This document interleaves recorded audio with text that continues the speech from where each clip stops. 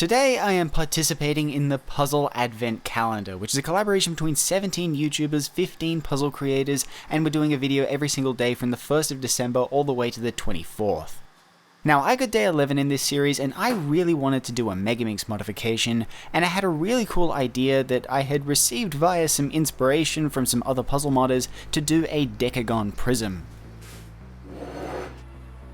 Now, the really cool thing about a Decagon Prism is that it's effectively a hexagonal prism on the 3x3 modification, but whatever the equivalent for a dodecahedron is. All I would have to do is cut off all of the edges in a band around the center, and I would end up with a decagon. A decagon being a 10-sided shape, by the way. But before I could do any of that, I had to tighten the puzzle up so I could cut it on my bandsaw.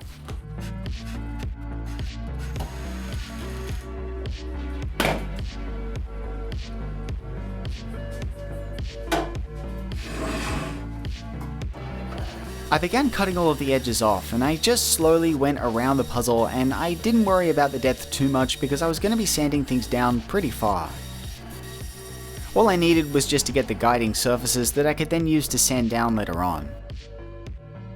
Because I was going to be sanding quite far into the puzzle, I decided to reduce the height by cutting the top and bottom faces off.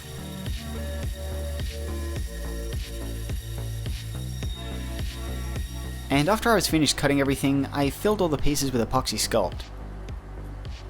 After everything had hardened, I took it over to my belt sander and I started sanding all of the faces down. I needed all these faces to be level now, that way I knew where I had to extend things.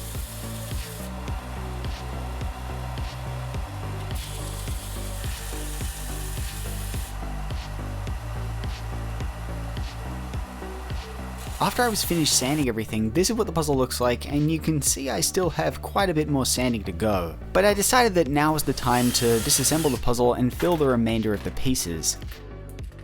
I took everything apart and I stuffed all the pieces with epoxy sculpt, and I also filled all of the centers. After everything had hardened, I reassembled the puzzle, and now it was time to take it back over to the belt sander.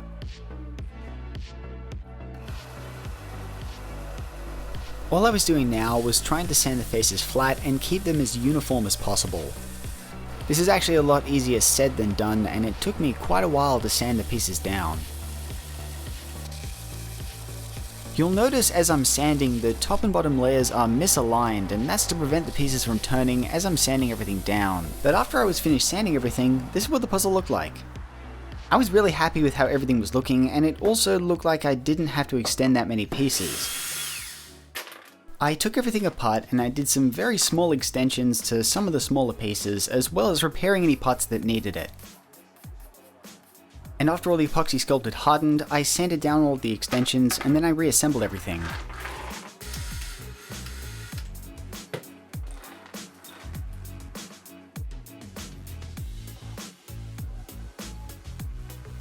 After I'd put everything back together, it was time to sand it one last time to get everything down into its final shape. I was very careful to make sure that all of the faces were uniform, but this took a really long time to make sure that it was all perfect.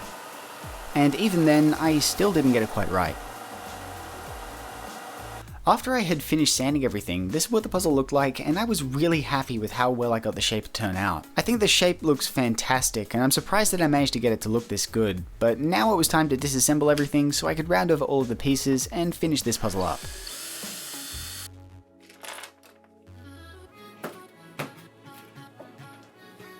I knocked off all of the sharp edges with a nail file, and then I rubbed everything down with a sanding block and then some Scotch-Brite. This is just my usual method for rounding over puzzle pieces, and it's the best method I've found so far. After I'd finished rounding over all of the pieces, it was time to cut all of the stickers out, and here it is, the puzzle is finally done. This was a really fun build, and I think for my first attempt at doing a Decagon, I did a pretty good job.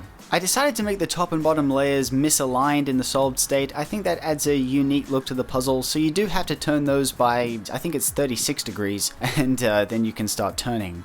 And speaking of turning, this puzzle is a shapeshifter and it looks incredible while it's scrambled.